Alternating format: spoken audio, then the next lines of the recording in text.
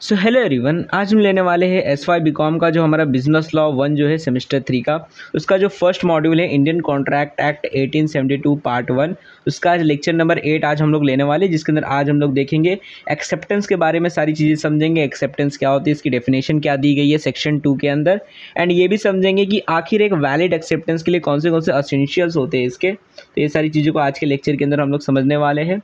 तो देखो, सबसे पहले हम लोग एक्सेप्टेंस के बारे में समझ लेते हैं। एक्सेप्टेंस क्या होता है, ठीक है। जैसे हमने ऑफर को समझा था, वैसे अब एक्सेप्टेंस को समझेंगे।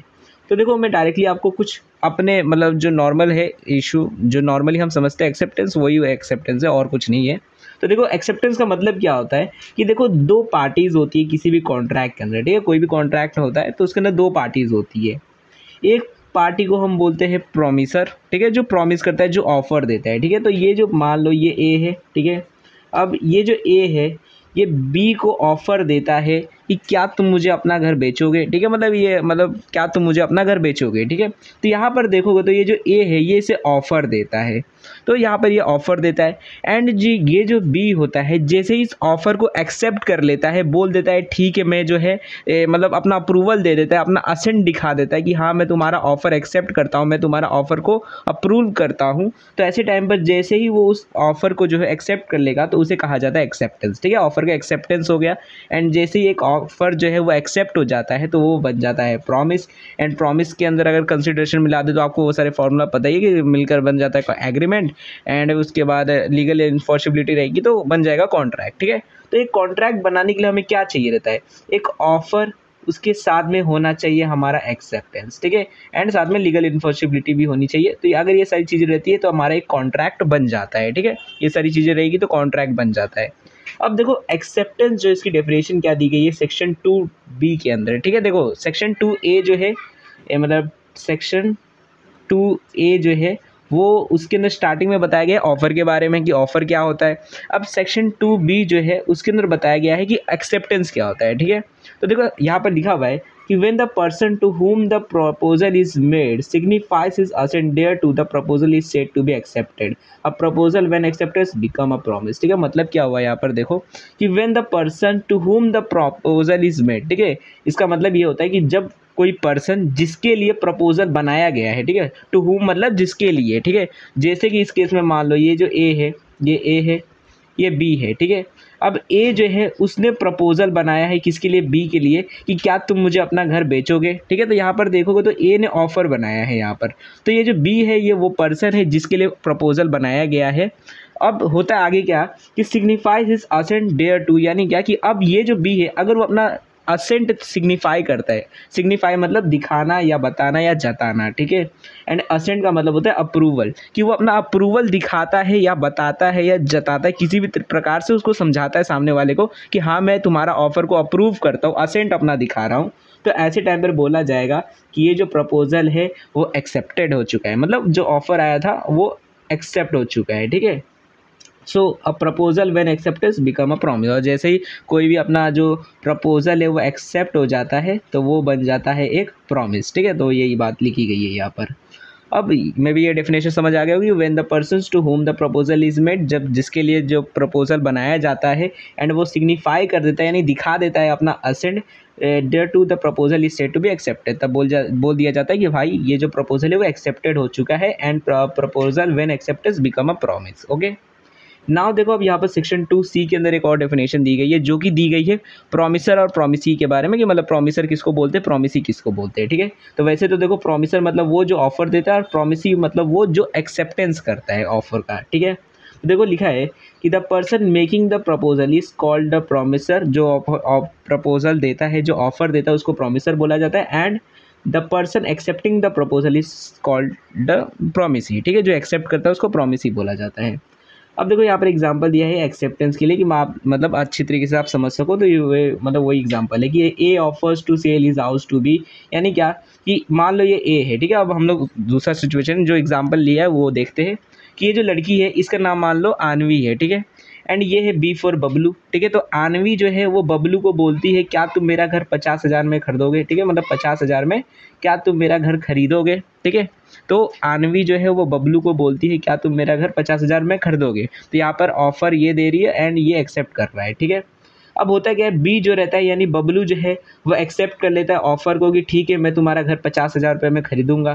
तो ऐसे टाइम पर बोला जाएगा कि जैसे ही अपना जो असेंट है वो सिग्निफाई कर देता है, दिखा देता है कि हाँ भाई मैं तुम्हारा ऑफर को एक्सेप्ट करने के लिए तैयार हूँ, तो कहा जाएगा वो एक्सेप्टेंस दे रहा है। एंड जैसे ही एक्सेप्टेंस दे देगा तो वहाँ पर प्रॉमिस बन जाएगा, एंड अगर उसमें लीगल इन्फोर्सिबिलिटी आ जाएगी तो वो एक कॉन्ट्रैक्ट बन जाएगा। ठीक है, अब देखो आगे क्या लिखा है, इन सो फार एज द प्रपोजल और acceptance of any promise is made in words the promise is said to be expressed, and when proposal is or acceptance is made otherwise than in word the promise is said to be implied। मतलब क्या कि अगर मान लो आपका offer और जो acceptance है अगर वो वर्ड्स में किया जा रहा है, जैसे आप यहाँ पर देखोगे ये जो आनवी है ये बबलू को अपने मुंह से बोल रही है या फिर फ़ोन करके जैसे भी बोल रही है, मतलब शब्दों का इस्तेमाल करके कॉन्ट्रैक्ट को किया जा रहा है, यहाँ पर प्रॉमिस बनाया जा रहा है। तो ऐसे टाइम पर ऐसे प्रॉमिस को हम इम्प्लाइड प्रॉमिस बोलते हैं, आपको पता ही है मैंने बताया था।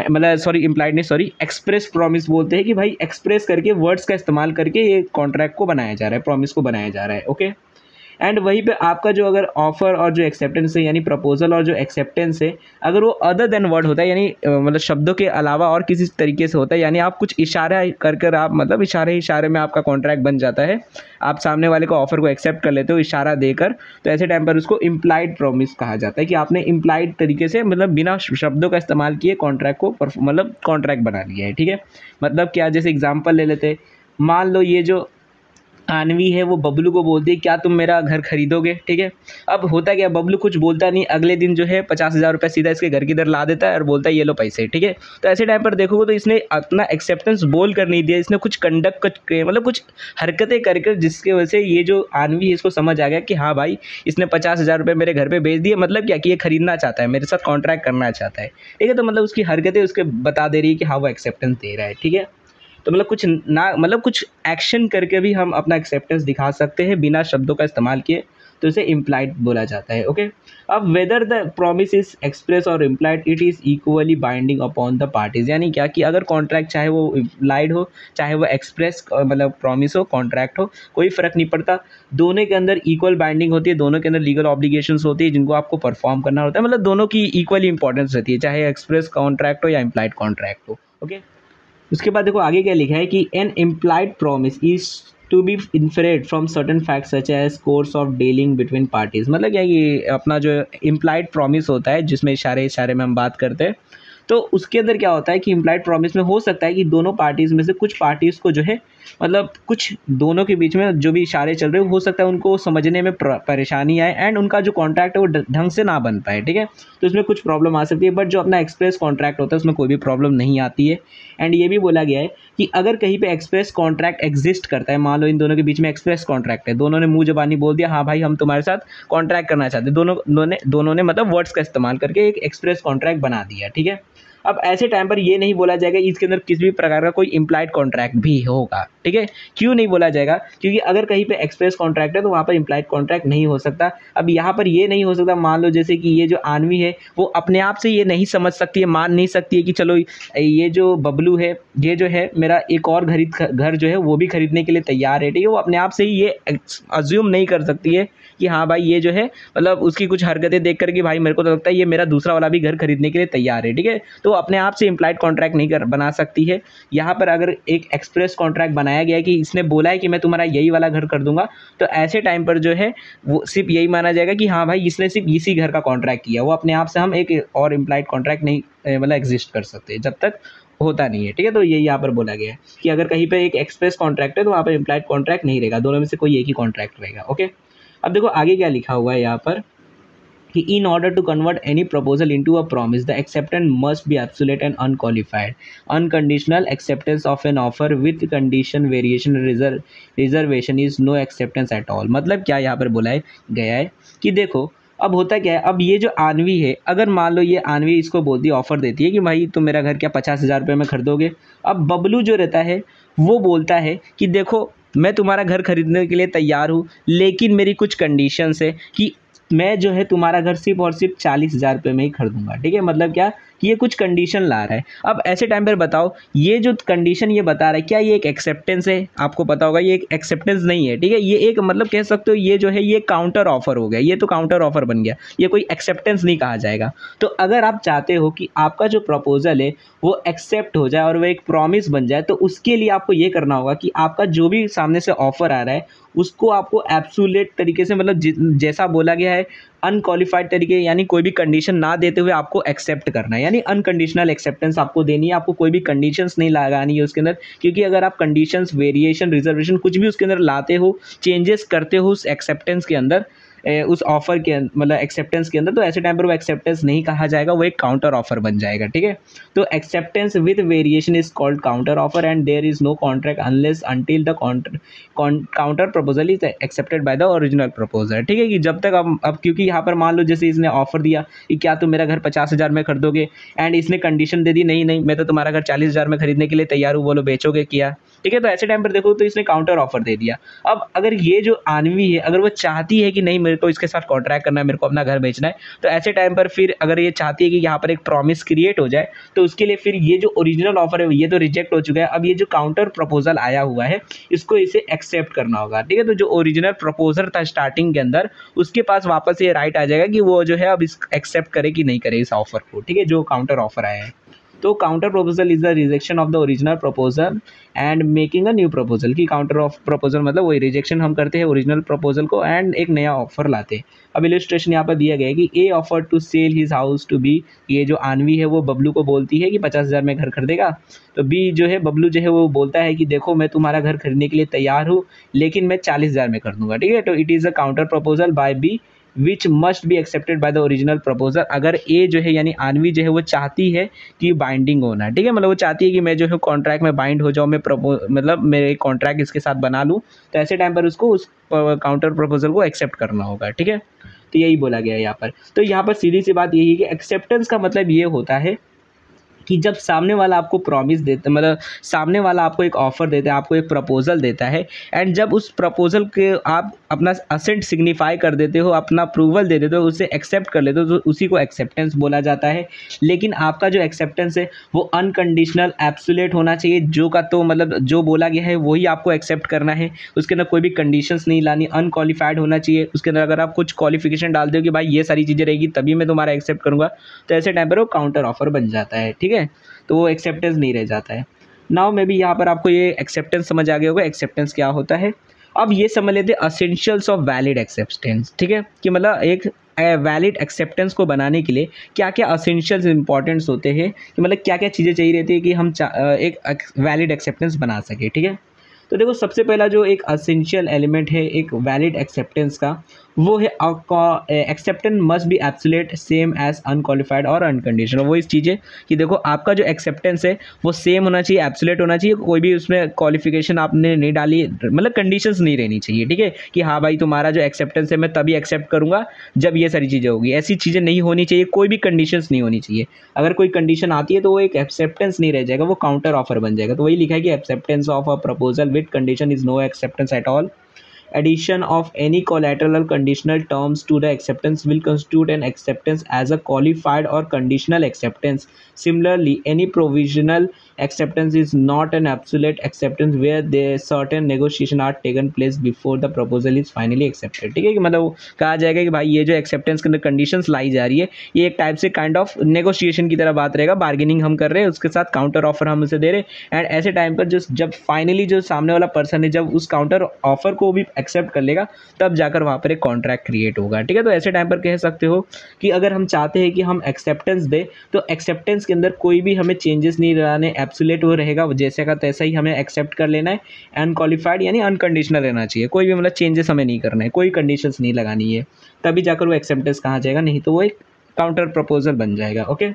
सेकेंड इसका असेंशियल एलिमेंट है जो है मोड और manner of acceptance, usual and reasonable mode of acceptance, ठीक है। मतलब क्या कि देखो हो सकता है कि आपको बोला गया हो कि मैं जो है एक्सेप्टेंस जो है वो सिर्फ और सिर्फ इसी मोड में लूँगा, ठीक है। जैसे अगर मान लो ये जो है पर्सन है मतलब ये जो आनवी है वो बोलती है कि देखो मेरे मोबाइल में रिचार्ज ख़त्म हो चुका है, मतलब नेट वेट नहीं है, तो एक काम करो कि तुम जो है अगर तुम मुझे एक्सेप्टेंस देना चाहते हो, मतलब तुम मुझे बताना चाहते हो कि हाँ भाई मैं तुम्हारा घर खरीदने के लिए रेडी हूँ, तो मुझे फ़ोन करके बता देना, ठीक है। मतलब फ़ोन करके बता देना, और किसी तरीके से मत बताना मेरे को सिर्फ फ़ोन करके बताना, चिट्ठी लिख कर या फिर और किसी तरीके से मत बताना, और घर पे भी मत आना पूछने के लिए, ठीक है, क्योंकि मैं मतलब घर वाले से छुप के बेच रही हूँ, तो इसलिए घर पे मत आना बताने के लिए।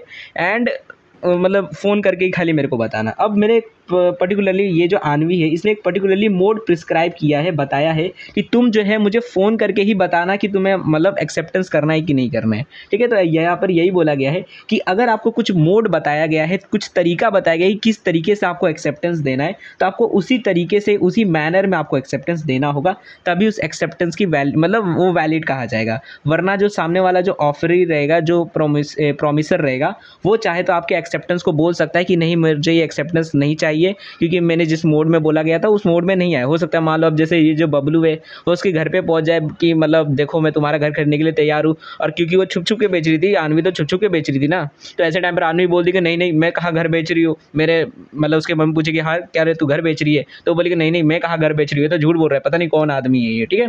तो ऐसे टाइम पर वो मना कर सकती है आपका एक्सेप्टेंस को, मतलब कॉन्ट्रैक्ट को बाइंड होने के टाइम पे, ठीक है। तो इसलिए आपको जो भी मोड और मैनर बोला गया आपको उसी तरीके से एक्सेप्टेंस को करना है, ठीक है। एंड अगर आपको नहीं बोला गया है, किसी भी प्रकार का नहीं बताया गया है कि किस मोड में आप एक्सेप्टेंस दोगे, तो ऐसे टाइम पर जो भी रीजनेबल मोड होता है, यानी आप जैसे मान लो आप बहुत दूर रहते हो, तो ऐसे टाइम पर आप घर जाकर नहीं बोल सकते हो, तो ऐसे टाइम पर आप या तो फ़ोन करके बोलोगे, मान लो सामने वाले के पास फ़ोन नहीं है तो आप फिर चिट्ठी लिख कर बोलोगे, ठीक है। तो जो भी रीजनेबल मोड रहेगा एक्सेप्टेंस का वो आप दोगे, ठीक है। रीजनेबल मतलब जो भी सही उस सिचुएशन के हिसाब से रहेगा, ओके। तो यहाँ पर लिखा है देखो, acceptance may be made by word और कंडक्ट, कुछ भी तरीके से हम एक्सेप्टेंस दे सकते हैं, वर्ड की तरीके से भी या फिर कंडक्ट कुछ हरकतें कर कर भी हम सामने वाले को अपना एक्सेप्टेंस दे सकते हैं, ठीक है, इन एक्सप्रेस और इम्प्लाइड वे, ठीक है। अब आगे ये लिखा है कि देखो, it is for the promisor to prescribe mode of acceptance, यानी क्या कि जो प्रोमिसर होता है उसके ऊपर रहता है कि वो अपना जो मोड है वो प्रिस्क्राइब करता है कि किस प्रकार से तुम्हें एक्सेप्टेंस देना है। But if he does not prescribe any specific mode, the acceptor has to follow usual and reasonable mode of acceptance, ठीक है। जो नॉर्मल रीजनेबल मोड होता है उस हिसाब से उसको एक्सेप्टेंस देना होगा। जैसे नॉर्मली अब कोई सामने वाले ने हमको ऑफर दिया और उसका एक्सेप्टेंस हम कैसे देंगे, या तो सामने से जाकर बोल के देंगे या फिर फ़ोन करके बोलेंगे, ठीक है। फ़ोन नहीं है तो लेटर लिख के बोल देंगे, एक्सेप्टेंस दे देंगे। तो वो सारे जो रीजनेबल मोड है उनका इस्तेमाल करके, कि usual and reasonable mode manner would means that the parties intended to perform the contract into the ordinary course of trade or business, ठीक है। अब अगर बोला हो प्रिस्क्राइब मोड ऑफ एक्सेप्टेंस का, तब क्या करेंगे कि मान लो सामने वाले बोला है कि तुम जो है मुझे इसी पर्टिकुलर मोड में जो है एक्सेप्टेंस देना, वरना मैं एक्सेप्टेंस को नहीं मानूंगी, ठीक है। तो ऐसे टाइम पर क्या किया जाएगा, तो देखो यहाँ पर ये लिखा हुआ है कि इफ़ द प्रोमिसर मतलब if the proposer prescribe a manner in which it is to be accepted and the acceptance is not made in such manner, the proposer may within a reasonable time after the acceptance is communicated to him insist that his proposal shall be accepted in prescribed manner and not otherwise, but if he fails to do so he accept the acceptance। मतलब क्या यहाँ पर ये लिखा है कि देखो, अगर जो प्रपोजर अपना जो है, जो ऑफरर है या फिर जिसको हम बोलते हैं अपना जो प्रोमिसर है, वो जो प्रोमिसर है जब वो अपना ऑफर देता है तो उस टाइम पर हो सकता है वो बोला हो, कुछ प्रिस्क्राइब किया हो कि आप इसी हिसाब से मेरे को, मतलब इसी मैनर में मेरे को अपना एक्सेप्टेंस देना। जैसे आणवी के केस में देखोगे तो आणवी ने बोला है कि तुम मुझे फ़ोन करके ही बताना कि तुमको घर खरीदना है कि नहीं खरीदना है, ठीक है। तो फ़ोन करके ही तुम मुझे अपना एक्सेप्टेंस देना। अब ऐसे टाइम पर हो सकता है कि सामने वाले के मान लो मोबाइल में, आप बबलू के मान लो मोबाइल में रिचार्ज ही नहीं है, ठीक है, वो फ़ोन नहीं कर सकता, उसके वो भी गरीब आदमी है, उसके पास भी रिचार्ज नहीं है फ़ोन मतलब करने का, तो इसलिए वो बोलता है कि मैं फ़ोन नहीं कर सकता, इसलिए मैं अब एक काम करता हूँ, जाके उसके घर पे ही बता के आ जाता हूँ, ठीक है। तो ऐसे टाइम पर जो सामने वाला जो एक्सेप्टर रहता है, जो एक्सेप्ट करने वाला पर्सन रहता है, अगर वो उस मैनर में एक्सेप्टेंस को नहीं देता है, तो ऐसे टाइम पर हो सकता है कि जो प्रपोजर है वो जो है वो एक रीजनेबल टाइम के अंदर, मतलब एक पर्टिकुलरली जो भी टाइम लिमिट रहेगा उसके अंदर जो है वो सामने वाले एक्सेप्टेंस जो आया है सामने वाले से दूसरे मोड से, उसको बोल सकता है कि देखो तुम्हारा ये जो प्रपोजल आया है, तुम्हारा ये जो एक्सेप्टेंस आया है मेरे पास, उसको मैं रिजेक्ट करता हूँ, एंड तुम जैसा मैंने बोला था, मतलब जिस हिसाब से मैंने प्रिस्क्राइब मोड बताया था उसी हिसाब से तुम मुझे जो है अपना जो बेसिकली एक्सेप्टेंस जो है वो दो, वरना मैं तुम्हारा एक्सेप्टेंस नहीं लूँगा, ठीक है। एंड अगर मान लो वो उसको भी एक्सेप्ट कर लेता है, मतलब बेसिकली ये प्रपोजर के ऊपर रहता है, वो चाहे तो दूसरे मैनर में जो दूसरा मोड से आया हुआ एक्सेप्टेंस है उसको भी एक्सेप्ट एक्सेप्ट कर सकता है, बट अगर वो चाहता है कि नहीं नहीं मुझे तो सिर्फ उसी मोड में एक्सेप्टेंस चाहिए, तो ऐसे टाइम पर उससे वो जो एक्सेप्टेंस है उसको रिजेक्ट कर सकता है, ठीक है। और उसको इंसिस्ट कर सकता है, सामने वाले को बोल सकता है कि तुम जो है मुझे सिर्फ उसी मैनर में, उसी प्रिस्क्राइब मैनर में एक्सेप्टेंस को दो, ठीक है। तो यहाँ पर ये बात है, तो ये पूरे के पूरा राइट जो है प्रपोजर के ऊपर चला जाता है। वो चाहे तो मतलब प्रिस्क्राइब मोड में बता सकता है, एंड अगर सामने वाला उस हिसाब से नहीं देता है तो फिर प्रपोजर के ऊपर आ जाता है कि वो चाहे तो बोले कि एक्सेप्टेंस को मैं नहीं मानता हूँ, इस एक्सेप्टेंस को तो मुझे उसी मैनर में दो, या फिर ये भी हो सकता है वो बोल दे कि चलो कोई बात नहीं जाने दो, जैसे भी एक्सेप्टेंस आया ले लेते हैं इसको, ठीक है। तो ऐसा भी हो सकता है। उसके बाद देखो तीसरा जो इसका असेंशियल है वो ये है कि एक्सेप्टेंस मस्ट बी कम्युनिकेटेड, ठीक है। यानी क्या कि आपका जो एक्सेप्टेंस है वो कम्युनिकेटेड होना चाहिए, मतलब सामने वाले को पता होना चाहिए कि हाँ आपने एक्सेप्टेंस कर दिया है उसका, ठीक है। मतलब क्या, जैसे आपने देखा था, हमने ऑफर के अंदर देखा कि ऑफर जो है वो कम्युनिकेट होना चाहिए, वैसे एक्सेप्टेंस भी कम्युनिकेट होना चाहिए। हमने गौरी दत्त का एग्जाम्पल दिया देखा था ना, वैसे ही। तो इसका भी एक केस लॉ, मैं आपको केस लॉ बता देता हूँ, उसके बाद आपको समझ जाएगा अच्छे से। तो देखो केस लॉ क्या है कि एक पर्सन रहता है जिसकी ये कंपनी रहती है, जो कोयला रहता है ना वो प्रोवाइड करने का, ठीक है। तो कोयला सप्लाई की कंपनी रहती है, जिसका जो पर्सन रहता है उसका नाम होता है ब्रॉकडेन, ठीक है। तो ये जो ब्रॉकडेन रहता है ये कंपनी के पास अपना टेंडर मतलब डाल देता है कि देखो भाई तुम जो है मतलब मेरे पास से कोयला खरीद लो, मैं तुम्हें इतने सस्ते रेट में जो है कोयला प्रोवाइड कर दूंगा, ठीक है। अब ये जो कंपनी रहती है इसका नाम रहता है मेट्रोपॉलिटन रेलवे कंपनी, ठीक है। मतलब ये जो रेलवे कंपनी रहती है, रेलवे की कंपनी रहती है, जो कि मतलब अपना स्टीम इंजन रहता है ना, ट्रेन रहता है जो कोयले से चलता है, वो वाला ट्रेन उस टाइम पे चलता था, तो वो वाली ट्रेन की कंपनी थी, ठीक है। अब ये जो कंपनी थी, ये देखो कंपनी का लोगो है मेट्रोपॉलिटन रेलवे कंपनी का, ओके। तो अब ये जो कंपनी का जो मैनेजर रहता है उसके पास ये ड्राफ्ट आता है कि हाँ भाई देखो ये जो ब्रॉकडेन की जो कंपनी है ये इतने सस्ते रेट में जो कोयला है वो प्रोवाइड करके दे रही है। अब ये जो मैनेजर रहता है वो बहुत खुश हो जाता है, अरे वाह क्या सस्ता रेट है, इसको खरीद, मतलब एकदम मस्त मतलब डील है हमारे पास तो आ गया है, ठीक है। जितना हम पहले लेते थे उससे सस्ते में ही दे रहा है ब्रॉकडेन। तो एक काम करते हैं इसको अप्रूव कर देते। तो ये जो मैनेजर रहता है वो इस ड्राफ्ट को अप्रूव कर देता है, इसके टेंडर को अप्रूव दे देता है कि हाँ भाई तुम्हारे इधर से हम कर देंगे, ठीक है। अब इसको ये अप्रूवल लिख देता है, इस डॉक्यूमेंट के ऊपर लिख देता है हाँ भाई ये अप्रूव हो चुका है, एंड इस डॉक्यूमेंट को ये रख देता है अपने डेस्क के अंदर, ठीक है। मतलब क्या कि ये डेस्क के अंदर रख देता है ये मैनेजर, ठीक है। बोलता है बाद में दे दूंगा कभी, ठीक है, अभी थोड़ा काम है, दूसरा काम कर लेते हैं। तो ये जो है अपना जो है ये ड्राफ्ट जो है जिसके अंदर इसने अप्रूवल दे दिया है उसको इसने अपने डेस्क के अंदर रख दिया। अब होता क्या देखो कुछ समय बाद ये जो है, क्योंकि ब्रॉकडेन के पास तो पता ही नहीं है, ब्रॉकडेन को तो अभी पता ही नहीं चला कि हाँ भाई ये जो मेरा एक्सेप्टेंस है वो हुआ कि नहीं हुआ, उसके पास ये डॉक्यूमेंट पहुंचा ही नहीं कि अप्रूवल का, ठीक है। तब होता क्या कुछ समय बाद कि ये जो अब इसकी जो कंपनी रहती है, मतलब ये जो मेट्रोपॉलिटन रेलवे कंपनी जो रहती है, अब क्योंकि यहाँ पर कोयला का जो सप्लाई होता है वो बहुत ज़्यादा कम हो जाता है, क्योंकि कोयला आ नहीं रहा है, ठीक है। ब्रॉकडेन को पता ही नहीं है भाई मेरे को बेचना है, इन लोगों को भेजना है कि नहीं भेजना है, सप्लाई करना है कि नहीं करना है, जिसकी वजह से कोयले की सप्लाई की कम होने की वजह से इनकी जो ट्रेन होती है वो बंद पड़ जाती है, ठीक है। काफ़ी ज़्यादा लॉस हो जाता है इनको। अब कंपनी वाले इससे मैनेजर से पूछते हैं भाई कहाँ गया कोयला, किधर है कोयला, कोयला की कमी क्यों पड़ रही है, इतना लॉस हो रहा है, तू भर लो, अब मतलब तेरे वजह से सारा लॉस हो रहा है। अब ये जो मैनेजर रहता है ये बोलता है देखो इसमें मेरी कोई गलती नहीं है, हमें ये सारा जुर्माना जो है वो ब्रॉकडेन से लेना चाहिए, मैंने तो ब्रॉकडेन का जो ऑफर आया था उसको तो मैंने अप्रूव कर दिया था, उसी ने हमारा जो मतलब कोयला है वो सप्लाई नहीं किया, तो ये ब्रॉकडेन की गलती है, एक काम करो ब्रॉकडेन से हम लोग कंपनसेशन लेंगे, ठीक है, उससे पैसा लेंगे। अब ब्रॉकडेन चला जाता है कोर्ट ऑफ लॉ में कि देखो भैया ये तो मेरे से ही पैसा मांग रहे हैं, ठीक है, जबकि मेरे को तो पता भी नहीं था कि इन लोग जो है मेरे ऑफर को एक्सेप्ट कर चुके हैं। तो यहाँ पर देखो अपना जो ब्रॉकडेन था वो था प्लांटिव, और ये जो कंपनी थी मेट्रोपॉलिटन कंपनी ये थी डिफेंडेंट, ठीक है। देखो प्लांटिव का मतलब होता है जो केस करता है सामने वाले पर्सन के ऊपर, एंड डिफेंडेंट मतलब जिसके ऊपर केस किया जाता है, ठीक है। तो ब्रॉकडेन ने इन लोगों के ऊपर केस कर दिया कि देखो भाई इन लोग तो मेरे से ही पैसा मांग रहे हैं, ठीक है, इन लोगों ने मुझे बताया भी नहीं।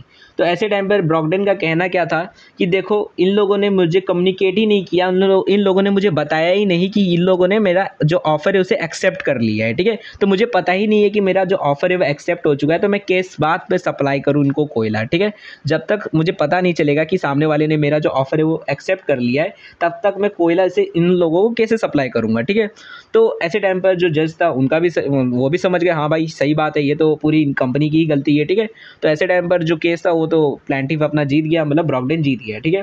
तो यहाँ पर ये केस लॉ में आपको क्या समझ आता है, देखो केस लॉ में यही समझ आता है देखो केस लॉ जो है इसके अंदर यही समझ आता है कि आपका जो एक्सेप्टेंस है वो सामने वाले को पता चलना चाहिए कि हाँ आपने उसका जो ऑफर है उससे एक्सेप्ट कर लिया। अगर उसे पता ही नहीं है कि उसका ऑफर एक्सेप्ट हुआ कि नहीं हुआ तो ऐसे टाइम पर वो जो कॉन्ट्रैक्ट है वो परफॉर्म नहीं किया जा सकता है। तो इसलिए आप अगर एक्सेप्टेंस देते हो, जैसे बबलू का एग्जाम्पल जैसे अभी यहाँ पर देख लो, तो यहाँ पर जो मैनेजर है उसने एक्सेप्टेंस का कम्युनिकेशन नहीं किया था जिसके वजह से कॉन्ट्रैक्ट नहीं बन पाया। ठीक है, तो अगर आप चाहते हो आपका जो एक्सेप्टेंस है वो वैलिड रहे और एक वैलिड कॉन्ट्रैक्ट बन जाए तो इसलिए उसको कम्युनिकेट करना जरूरी है। ठीक है, तो यही लिखा है देखो, acceptance which is made by the acceptor is required to be communicated to the proposer. If there is no communication of an acceptance that's mean there is no acceptance at all. ठीक है, अगर communication ही नहीं होता है, पता ही नहीं चलता है सामने वाले को एक्सेप्टेंस, तो एक्सेप्टेंस नहीं माना जाएगा और ये बोला जाएगा कि भाई ऑफर का तो एक्सेप्टेंस ही नहीं हुआ, क्योंकि सामने वाले को पता ही नहीं चला एक्सेप्टेंस का ऑफर मतलब एक्सेप्टेंस जो है वो हो चुका है। ठीक है, सामने वालों को पता ही नहीं चलेगा। वो एग्जांपल दिया गया मतलब इसी केस लॉ का। देखो केस लॉ का नाम था ब्रॉकडेन वर्सेस मेट्रोपोलिटन रेलवे कंपनी। ठीक है, 1877 का बात है ये। ओके, तो देखो इसमें वही लिखा है कि a draft agreement relating to the supply of coal was sent to the manager of railway company for his acceptance. The manager wrote the word approved on the agreement but the document remained in the drawer, मतलब drawer में ही रह जाता है। It was held that there was no contract as there was no communication of acceptance. ठीक है, communication ही नहीं हुआ एक्सेप्टेंस का, तो इसलिए कोई भी कॉन्ट्रैक्ट भी नहीं है। ओके, तो ये इसका तीसरा एसेंशियल एलिमेंट है, एक्सेप्टेंस का कम्युनिकेशन होना चाहिए।